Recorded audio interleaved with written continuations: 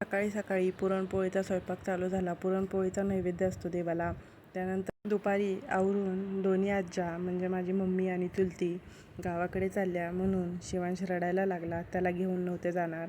ऊन होतं भरपूर म्हणून आम्ही गेलोच नाही. इथेच होतो. शिवांश खूप रडत होता. त्यानंतर 5 वाजता ऊन उतरल्यावर आम्ही गेलो गावात गाड्या बघायला. तर अशी मस्ती करत होता मावशांसोबत. तिथून आल्यानंतर आजी आजोबांनी खेळणं घेऊन दिलं होतं. त्याच्यासोबत तो खेळत होता. त्याला खेळायचं होतं. कसं खेळायचं ते मी शिकवत होते आणि तोही शिकून घेत होता. त्याच्याऐवजी मलाच त्याची मजा येत होते म्हणून मीच एन्जॉय घेत होते. पूर्ण दिवस असा यात्रेत गेला. आम्ही दुपारी तर गेलो नव्हतो. ऊन जास्त होतं त्यामुळे.